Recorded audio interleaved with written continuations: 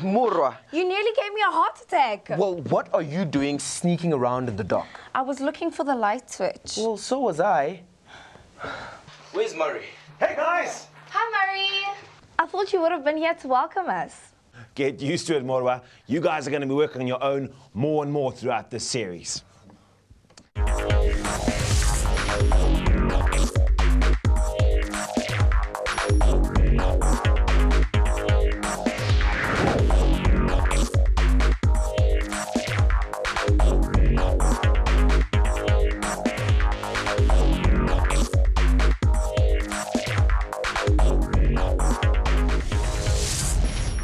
By the end of this lesson, you should be able to identify basic network configurations, devices, and architecture, and state and discuss how the latest technologies facilitate human interaction.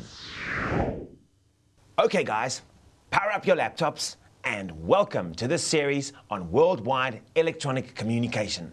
So, what are we going to kick off with today? Well, I thought we might start with recapping what we've learned so far. Can I start? Of course you can, Morwa. We learned how to connect a single PC to the internet using a modem, a telephone line, a service provider or ISP, and communication software. And that showed us what we can do once we are connected. We also learned about setting up a local area network or LAN using computers, network cards, cables, and network software. Great stuff, guys! Now, in this series, we're going to look at ways in which you can connect your LAN to the internet.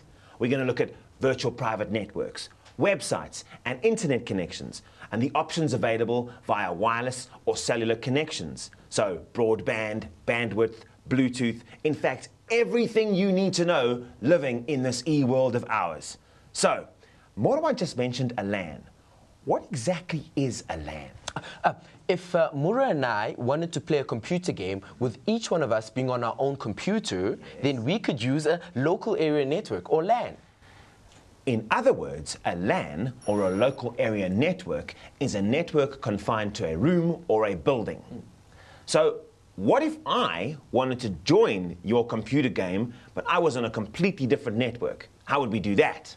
We'd need to set up a virtual private network. And what exactly is that? Well, a VPN is kind of like a LAN, but also kind of like a WAN. Except it costs a lot less than a WAN, because instead of having to lease special lines from a telecommunications company, everyone uses their ordinary internet connection. And a VPN, like a LAN, is private, so we can decide who joins us. And it is very secure because it uses data encryption, which is kind of like a secret code. Well done, guys. You're fab. So, a local area network, or LAN, is a network in one room or building. A wide area network, or WAN, extends to any area where a company has a branch office using expensive lease lines from a telecommunications company. And a virtual private network, or VPN, uses normal internet connections through different internet service providers and is kept private by requiring usernames and passwords to log in. Incidentally, banks use VPNs for security reasons. But what about encryption? I kind of know what it is, but I'd still like to have it explained to me. Well, we'll get around to encryption and what it means later. In the meantime, I'm going to leave you guys to come up with some ideas on how you could start a business using computers. So, in the meantime, I'm out of here. Good luck. Where did he go? This is really weird. I know. Well, he did say he would be leaving us by ourselves a bit more often. I suppose so. I guess he's gone. So, got any ideas? Well, I suppose we could do something like what my cousin did down in Durban. And what's that? Well, every weekend he goes to this LAN to play these games, and they charge him for an entrance fee. We could start something like that here. Cool! Oh, that sounds great. But what would be really awesome is if we could start our own website, then we could charge a subscription for people to play games on it. And we wouldn't be restricted to our LAN here. Yes. So instead of using LAN, we could sort out our own VPN and start our own website that people could hook up to. Then we would be rolling in the big bucks.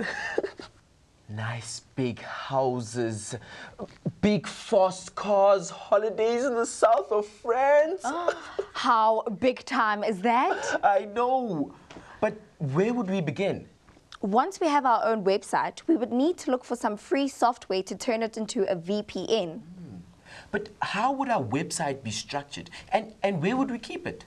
Storing the website is called hosting. First, we would need to create our own website. Then we'd need to get connected to the internet. And after that, all we'd need to do is pay an ISP to host it for us.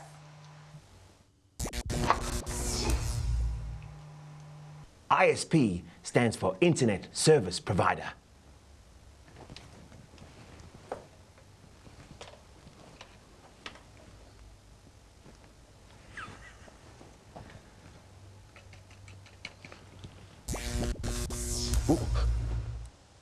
Whoa.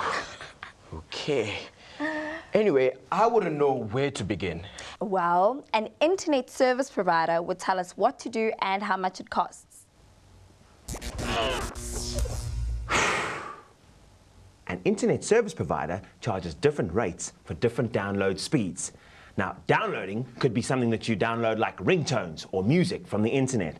They also charge different rates for different upload speeds. So that's when you upload things like photographs or when companies send big messages to each other. Imagine us with our own clients. Yes.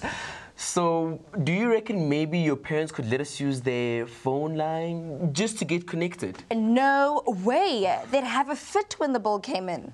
Besides, an ordinary phone line is way too slow.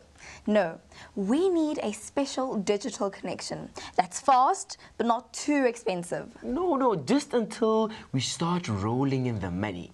Then we could pay the bills while we're driving in our expensive cars. Yes. Wouldn't that be great?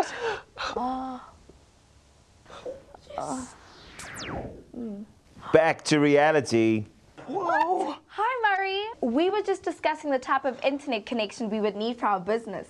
Oh, well, I can help you there. The first option is a dial-up ISDN connection. This provides two lines. One to dial up your ISP from your PC whenever you want to use the internet. The other can be used to make normal phone calls. That means you will pay a monthly fee for the connection as well as the cost of all the calls on both lines. The second option is a dedicated or leased ADSL connection. The connection to your ISP is permanent, plus you can make phone calls. For this, you pay a monthly fee for the telephone line, plus a monthly fee for the ADSL line. On top of that, you have to pay for any telephone calls. In both cases, you'll need to buy a special modem, plus you still have to pay your ISP. But couldn't we contact a company who would give us a wireless internet connection? Or maybe just use our cell phones? Now that could be a better bet for you guys. Plus, it's a newer technology. Instead of using phone lines, wireless uses a radio transceiver to send and receive radio waves to your ISP. Now this means you can also use your cell phones, provided of course they're 3G. Or you could get a 3G card and plug it into your computer. 3G stands for the third generation of cell phone technology. What's the difference between 3G and earlier phones? Well, with earlier generation cell phones, you could only make calls or send SMSs. With a 3G cell phone, well, you can connect to the internet and download or upload data, music, and video files. A 3G cell phone or a 3G card in your computer acts like a modem and connects you to the internet. But whatever you decide to use, you must make sure that you get broadband. Broadband? What exactly is that? Well, broadband is a high-speed, high-bandwidth connection. And it's cool because you can surf the net and make or receive calls at the same time. Also, it's pretty cool for big files like videos and pictures. Without broadband, everything moves in slow motion. Bandwidth, what is that? Well, bandwidth is the total amount of information carried from point A to point B in a certain time, and it's measured in Mbps or kbps. Mbps, KB, what does that stand for now? Mbps is megabits per second, and kbps is kilobits per second. So I guess the next move is to make a call and get ourselves connected. Cool. But before we do that, let's recap on what we've learned today. We know that we can pay an ISP to host a website for us. Yes, and the options to connect to the internet are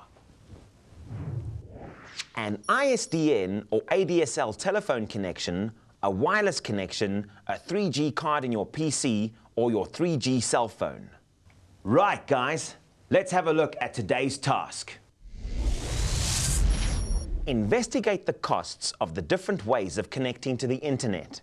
Also, find out the speed of the connection and the amount that you are allowed to download. And use a spreadsheet to summarize your findings. Well, guys, that's all we have time for. Now, don't forget, if you need to learn more about IT, you can always go to our website at www.mindset.co.za/learn. Until next time, good luck with the task, and I'll see you later. Thanks. Bye, Bye, Murray. Murray.